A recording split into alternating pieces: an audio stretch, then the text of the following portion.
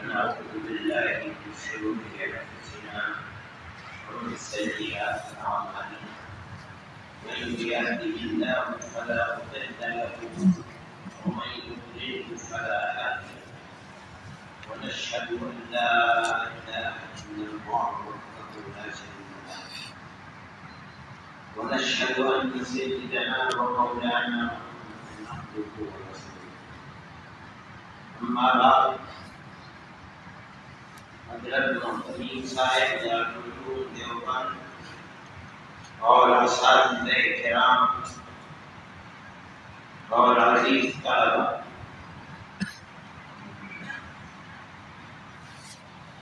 دنیا کے حالات بدلے اور اس طرح بدلے کہ نہ کبھی دیکھا تھا نہ کبھی سنا تھا۔ دارالعلوم تنہا نہیں بلکہ سارے تعلیمی ادارے بند ہو گئے۔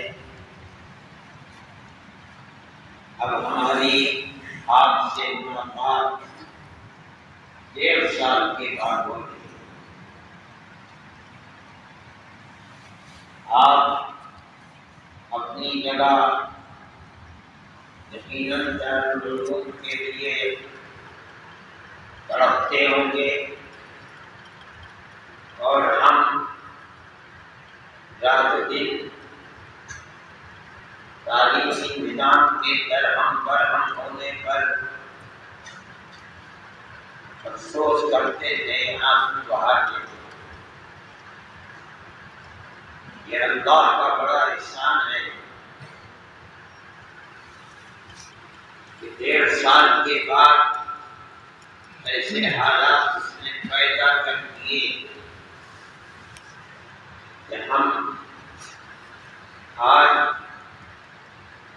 آپ کے ساتھ دارالعلوم کی مبارک سرزمین اور اس مبارک مسجد میں بیٹھے ہوئے۔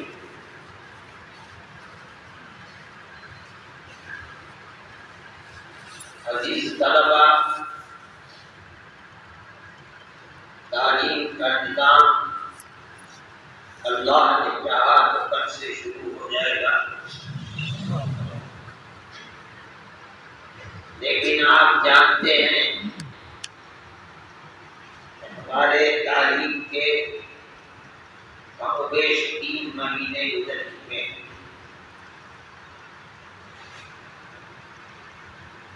اور تعلیمی نظام کو شروع کیا جا رہا ہے، لیکن یہاں چند چیزیں ہیں جو ملک کے آج کے ماحول کو دیکھتے ہوئے آپ حضرات اور ہم جو دارالعلوم کے نمکخوار ہیں، یہی خواہ ہیں، دارالعلوم سے استفادہ کرنے والے ہیں، ان کے سامنے مشکلات ہیں، پریشانیاں ہیں۔ ملک کا نظام آزادی کے بعد اس رخ پر چل رہا ہے جس کی توقع نہیں تھی۔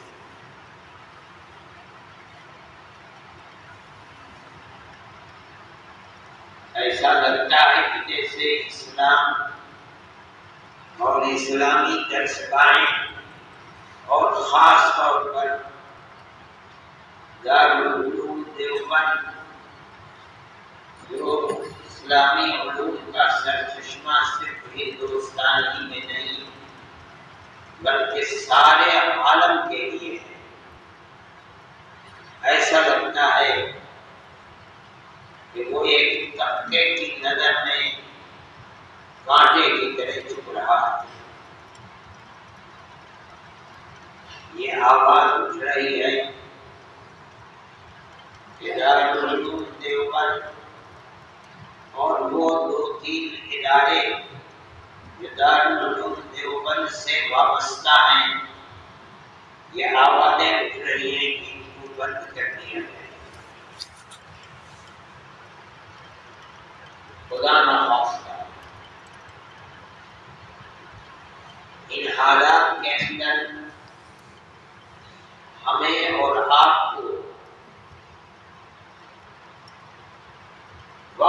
انتہائی چستی کے ساتھ اپنے نظام کو مستحکم کرنے کے ساتھ تعلیمی اور تعلیمی زندگی کو پورا کرنا ایک طبقہ ہے، صرف ہمارے ہی ملک میں نہیں بلکہ ساری دنیا کے اندر۔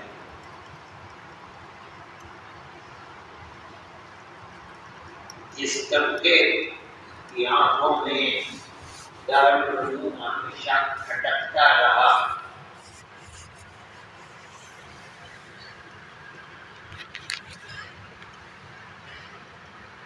وہ حالات کیا ہیں میں اگر ان سلسلوں میں بات کروں گا تو اس جگہ مناسب بھی نہیں ہے اور وقت بھی نہیں ہے، لیکن بہرحال دنیا کے اندر ایک طبقہ ہے خاکم بدان، اس کی آنکھوں میں کھٹکتی ہے یہ بات کہ دارالعلوم کیوں زندہ ہے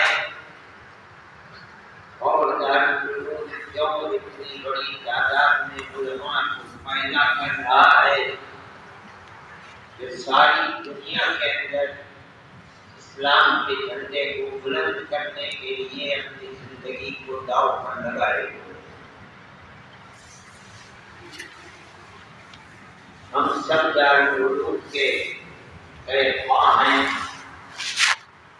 نمکخوار ہیں، روحانی اولاد ہیں۔ ہمیں اپنے عمل اور کردار سے کبھی بھی ایک منٹ کے لیے اس طبقے کے لیے اعلی کار نہیں بننا چاہیے جو اسلام کے چراغ کو خدا نخواستہ گل کرنا چاہیے۔ اس لیے دارالعلوم کے اساتذہ اور خدام،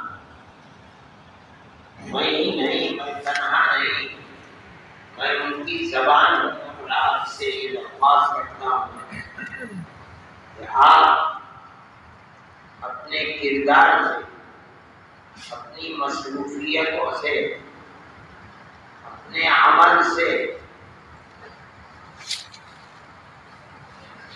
دارالعلوم کی حفاظت اور اسلام کے اس چراغ کو اور اس کی روشنی کو زیادہ سے زیادہ بڑھائیں۔ آپ کی دنیا بھی کامیاب ہوگی اور آپ کی آخرت بھی کامیاب۔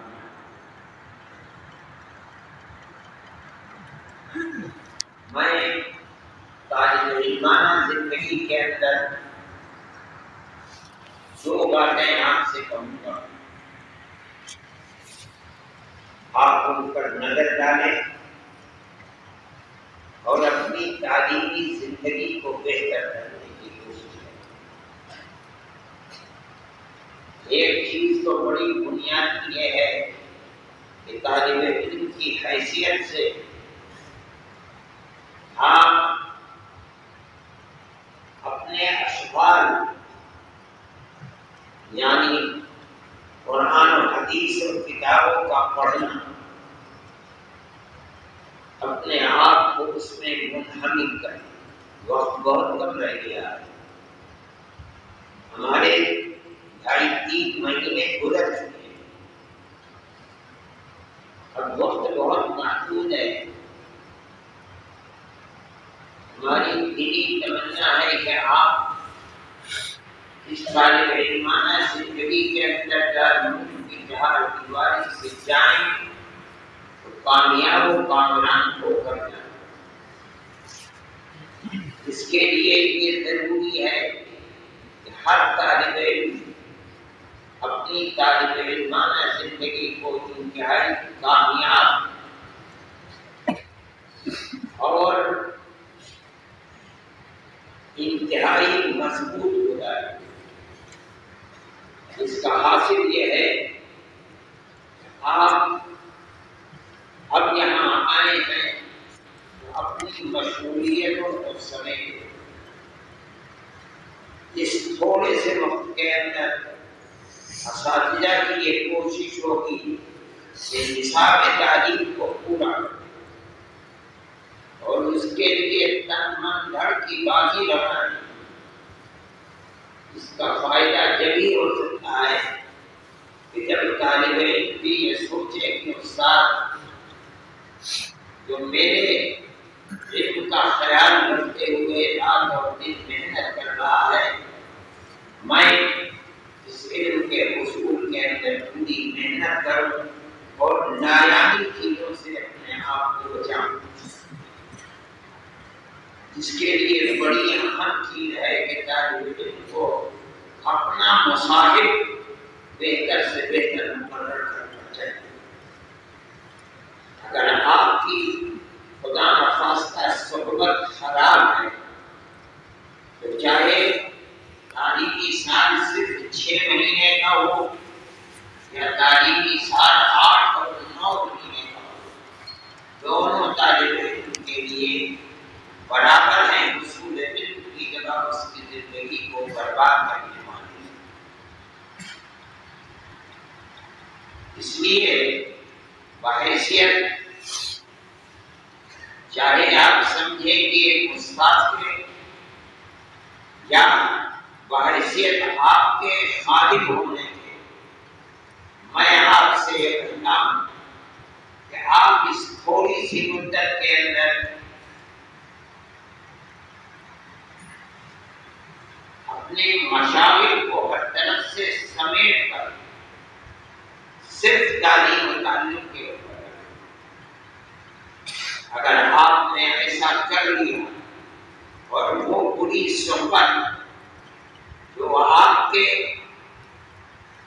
کامل اور مکمل عالم دین بننے سے رکاوٹ ہے، اگر آپ نے اپنے آپ کو اس بری صحبت سے محفوظ کر دیا تو آپ کی کامیابی کو کوئی روک نہیں سکتا۔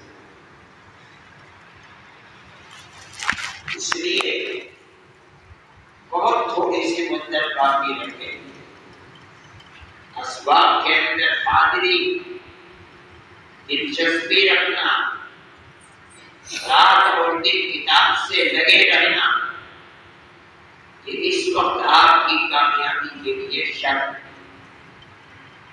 اور یہ جبھی ہوگا جب آپ کا مصاحب، آپ کی صحبت اچھے لڑکوں کے ساتھ اور اچھے لوگوں کے ساتھ ہوگی۔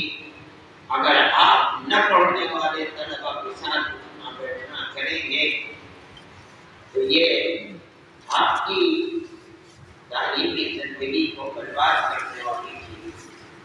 ہم نے دیکھا ہے دارالعلوم کے اندر وہ لڑکے جو امتحان داخلہ کے اندر بالکل اعلیٰ نمبر سے کامیاب ہوئے ہیں، ہم نے دیکھا ہے، تجربہ کیا ہے، مشاہدہ کیا ہے، سالانہ امتحان تک پہنچتے ہوئے بالکل فیل اور اعادہ سال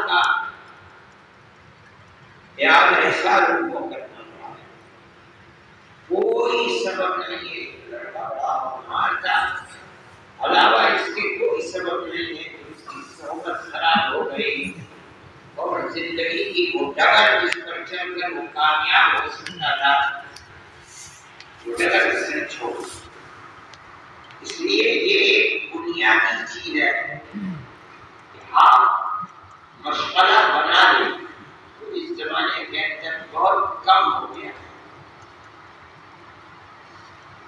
طالب علم ہر وقت اس کا مشغلہ موبائل ہو گیا، لیکن میں جانتا ہوں، میں نے دارالعلوم کا وہ زمانہ دیکھا ہے کہ جب دارالعلوم کے قریب گلی کوچوں میں جو چراغ جلا کرتے تھے، بجلی نہیں، چراغ، بجلی اس زمانے میں تھی نہیں، میونسپلٹی چراغ جلاتی تھی، دارالعلوم کے طلبا اس چراغ کے نیچے کھڑے ہو کر کے کتاب دیکھا کرتے تھے۔ میں نے اپنی آنکھوں سے دیکھا اور ہر طالب علم کے پاس ایک لالٹین ہوا کرتی تھی کے اوپر ایک اعلان لگا دیتا تھا کہ وظیفہ تیل تقسیم ہو رہا ہے. وہ وظیفہ تیل جو دارالعلوم کے طالب علم کو دارالعلوم دیتا تھا، آج تو میرے خیال میں کتنا ہے 300. اس زمانے میں 12 آنے تھا. لیکن تاکہ عجیب و غریب قدرت تھی کہ اس 12 آنے کے اندر طالب علم کی تمام تر جو مشقت حصول علم تھا اور وہ اس کے اندر کامیاب ہوتے تھے. آپ ان مدرسوں سے نکل کر یہاں آئے ہیں، انہی لوگوں کے وہ مدرسے قائم کیے ہوئے ہیں اور آج ایک دنیا ان سے کسب فیض کر رہی ہے. اس لیے میں یہ کہتا ہوں کہ وقت بہت کم رہ گیا. سالانہ امتحان بھی ہوگا انشاءاللہ، مگر بجائے ربیع الاول کے ربیع الثانی میں ہوگا. 1 مہینہ مؤخر کر دیا گیا شماری امتحان، اور بہت مختصر 1 ہفتے کے اندر ختم کر دیا گیا. آپ لوگ کم و بیش 1.5 سال اپنے گھر رہ کر آئے. میں نہیں سمجھتا کہ کسی طالب علم کے دل میں اب یہ بات ہوگی کہ اس کو پھر